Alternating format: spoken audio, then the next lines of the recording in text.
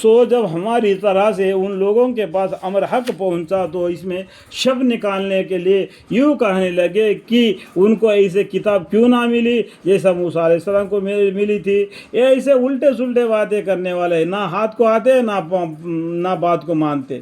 کیا جو کتاب موسیٰ علیہ السلام کو ملی تھی اس کے قبل یہ لوگ اس کے منکر نہیں ہوئے؟ یہ لوگ تو یوں کہتے ہیں کہ دونوں جادو ہے، یہ ایک دوسرے کے موافق ہے. اس طریقے سے وہ سبھیوں کو جھٹلاتے آ گئے. یہ لوگ رواج بنا دیا، جتنے بھی پیغمبر آ رہے ان کو جھٹلا رہے. اللہ تعالیٰ نے یہ رواج بنا دیا، جتنا جھٹلا رہے ان کو اس طریقے سے ان کو عذاب دیتے رہ گئے. ابھی کیا آ گیا، قرآن جب نازل ہو گیا تو اللہ تعالیٰ نے بولا ابھی کبھی بھی ان کو عذاب نہیں ہوگا. قیامت ایک مقرر کر دیا، قیامت ایک دن آئے گی. اس دن قرآن کے موافق اللہ تعالیٰ آپ نے عمل فیصلہ کر دے گا یہ آپس میں کیا عمل کر رہے تھے. ابھی کیا قیامت تک کے لیے ڈھیل دے دیا. اب تم کچھ بھی کر لو، کیسا بھی جو قیامت تک کے لیے جو جینا ہے جو.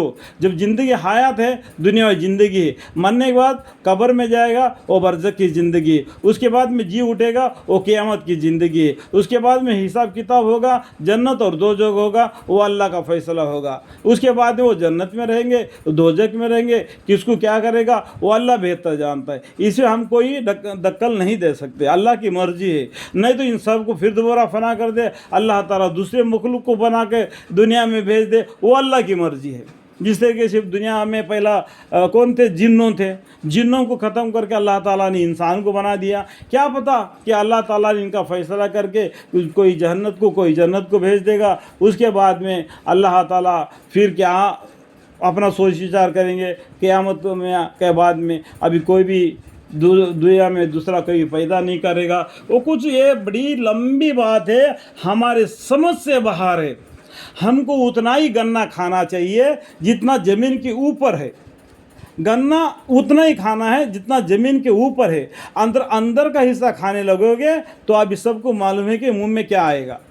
اس لیے ہم نے احکام کو اتنا ہی سمجھنا ہے، اتنا ہی بات کرنا ہے جتنا ہمارے سمجھ میں ہے، جتنا ہم کو سمجھ میں آتا ہے. اللہ کی قدرت میں کوئی ہم طرف سے ہم کلامی اور ہم طرف سے کوئی گفتگو، ہم طرف کوئی رائے ہم نہیں دینا چاہیے. اگر ہماری طرف ایسی غلطی ہو گئی تو اللہ تعالی ہمیں معاف فرمائے. اور یوں بھی کہتے ہیں کہ ہم دونوں میں سے کسی کو بھی نہیں مانتے.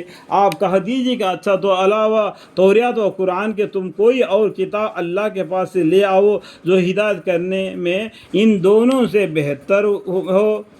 وہ کافروں کے لوگ ہوتے اگر تم توریات پر بھی ایمان نہیں لاتے اور انجیل پر بھی ایمان نہیں جاتے اور قرآن پر بھی ایمان نہیں لاتے تو ایسی کون سی کتاب ہے جس کے اوپر تم ہدایت لاؤ گے؟ وہ تو لاؤ، یہ ان کے برابر ہے کہ دیکھیں گے تو اس کی پیروی کرنے لگو گا.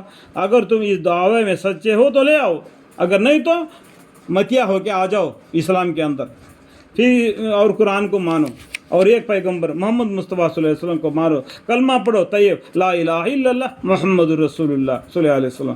پھر اس احتجاج کے بعد اگر یہ لوگ آپ کا یہ کہنا نہ کر سکے تو آپ سمجھ لیجئے کہ یہ لوگ محض اپنی نفسانی خواہش پر چلتے ہیں، اپنے دل لگی من مانی کی خوشیوں پر چل رہے ہیں. یہ ڈرانے پر بھی نہیں ڈر رہے تو آپ اس کے بارے میں غم نہ پڑو.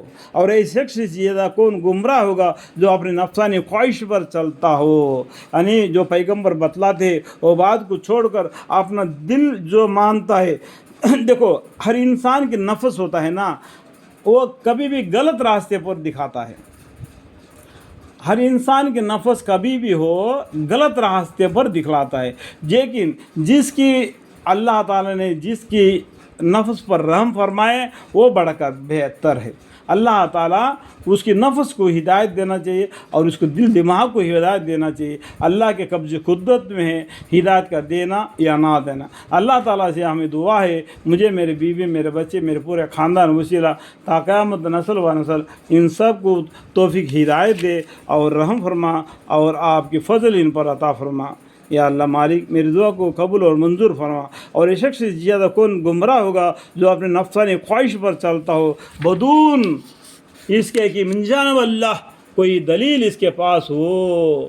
اور اللہ تعالیٰ ایسے ظالم لوگوں کو ہدایت نہیں کیا کرتا، ایسا ظلم کرنے والے ہیں۔ ان کے بعد میں قرآن آیا، کتابیں آ گئے، پیغمبر آ گئے، پھر بھی نہیں مانا تو وہ لوگ ہدایت سے دور پڑ گئے۔ تو اور اللہ تعالیٰ ایسے ظالم لوگوں کو ہدایت نہیں کیا کرتا۔ ہدایت دو مالک، ہدایت عطا فرما، آمین۔